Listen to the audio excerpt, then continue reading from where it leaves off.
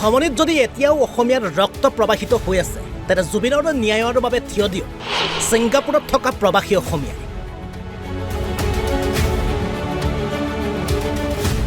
বিদেশত থাকিও যদি এতিয়াও জাতিপ্ৰেম আছে তেন্তে ছিংগাপুৰৰ 8 প্ৰবাসী অসমীয়াক প্ৰেৰণ কৰক অসমলৈ।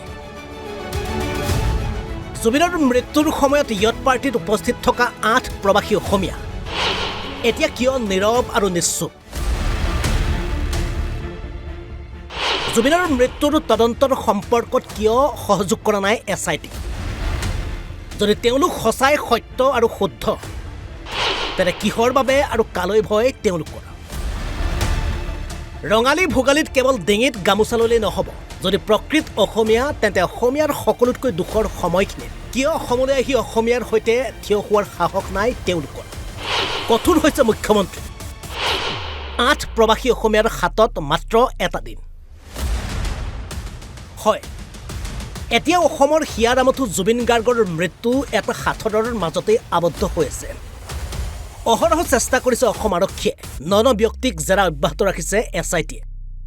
জুবিনৰ মৃত্যুৰ আঁৰত প্ৰতিটো যোগসূত্ৰ খান্দিবলৈ চেষ্টা কৰিছে অসম আৰক্ষীৰ CID দলে। কিন্তু প্ৰতিটো জেৰাৰ আঁৰত হয়তো ক'ৰবাত নহয় ক'ৰবাত ৰৈ যাব লগা হৈছে ছিংগাপুৰৰ 8 প্ৰবাসী অসমীয়াক লৈ। জুবিনৰ মৃত্যুৰ তদন্ত যেন সহযোগ কৰিব বিচৰা নাই 8 প্ৰবাসী অসমীয়াই। জুবিনৰ মৃত্যুত ছিংগাপুৰৰ ইয়ত পাৰ্টিত উপস্থিত থকা 8 প্ৰবাসী অসমীয়া হৈছে ক্ৰমে ইয়ত পাৰ্টিৰ আয়োজক তন্ময় ফুকন, অসম এছ'চিয়েশ্যনৰ সভাপতি অভিমন্যু তালুকদাৰ, অসম এছ'চিয়েশ্যনৰ সম্পাদক দেৱজিৎ হাজৰিকা, ৰূপকমল কলিতা, সিদ্ধাৰ্থ বৰা, পৰীক্ষিত শৰ্মা, ৱাজিদ আহমেদ আৰু Bhaskar Dutta.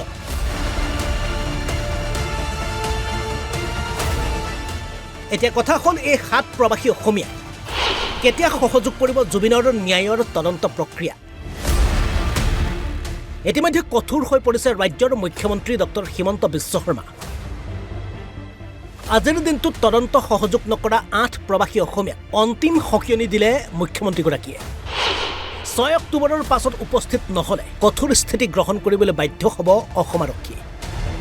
This is completely depend on them. Assam গভৰ্ণমেণ্টেতো ছিংগাপুৰৰ পৰা আমি কাকো আনিব নোৱাৰোঁ। গতিকে তেওঁলোকৰ দেউতাক মাকৰ লগত আমি কথা পাতিম যে আপোনালোকে ল'ৰা কানক, কাৰণ আমি ছিংগাপুৰত গৈ অসম পুলিচেতো কাকো ধৰি আনিব নোৱাৰে। সেইবাবে এটা ব্যৱস্থাৰ মাজেৰে আমি তেওঁলোকক আনিব লাগিব। 6 তাৰিখলৈকে সময় আছে, যদি নাহে আমি যিমান পাৰোঁ কঠোৰ হ'বৰ কাৰণে আমি চেষ্টা কৰিম। Bureau' report, Assam live 24।